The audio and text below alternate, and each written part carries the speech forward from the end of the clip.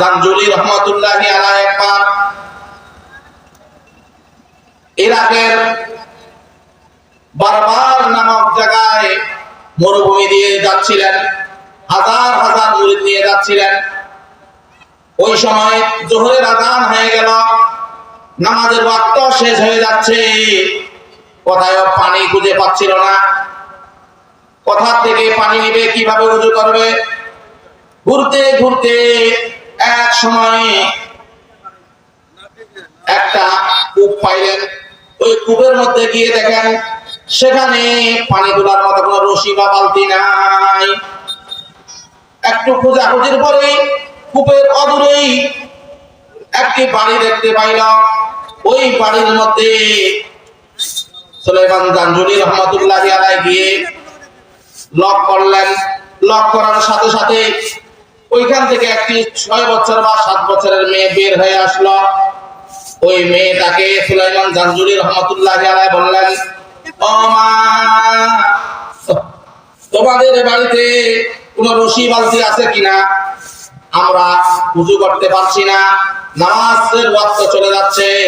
ওই ছোট্ট বাচ্চাটি বলতেছে, আপনি এত বড় হুজুর, কূপ থেকে পানি তুলতে পারছেন না, কি ব্যাপার? চলুন আমার সাথে চলুন। হুজুর ভাবছেন হয়তো ছোট্ট মেয়েটি আমার কথা বুঝেনি। ওই মেয়েটি এভাবে বলে হুজুরকে বললেন, আপনি আমার সাথে চলুন।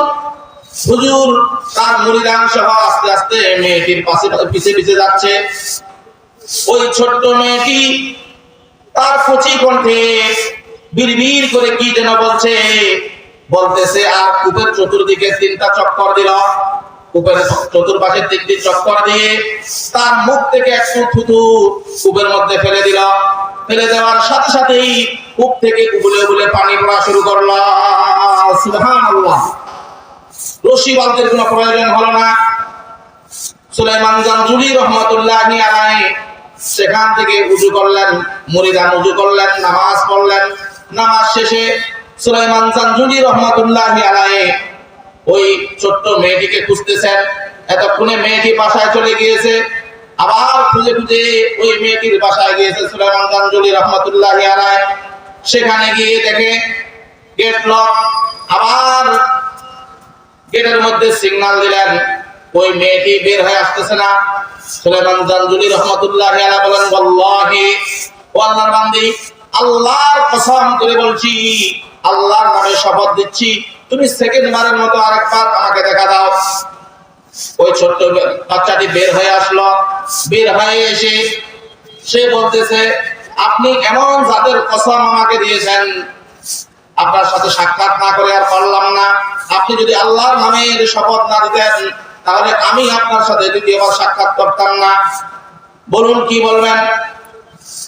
তখন সুলাইমান জানজুলি রহমাতুল্লাহি আলাইহি বললেন, ও মা, তুমি ছোট্ট মেয়ে, তুমি কি এমন আমল করো? তোমার এই আমলের বদৌলতে আল্লাহ পাক তোমাকে এত বড় কেরামত দান করেছে। তখন ওই ছোট্ট মেয়েটি বলেছিল যে আমি একটি দরুদের আমল করি। কি সেই দরুদ?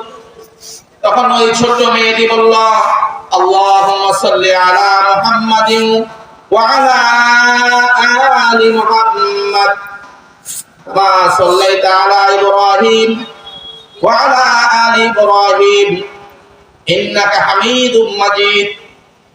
অথবা আরেকটি দরুদ বলেছিল, আল্লাহুম্মা সাল্লি আলা মুহাম্মাদ ওয়া আলা আলি মুহাম্মাদ কুল্লামা যাকারাহু যাকিরুন ওয়া কুল্লামা গাফালা আন যিকরিহিল গাফিলুন।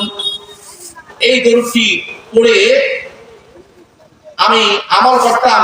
এই দরুদের বদৌলতে আল্লাহ পাক সম্ভবত আমার মুখে এত বড় বরকত দান করেছেন। বলুন সুবহানাল্লাহ।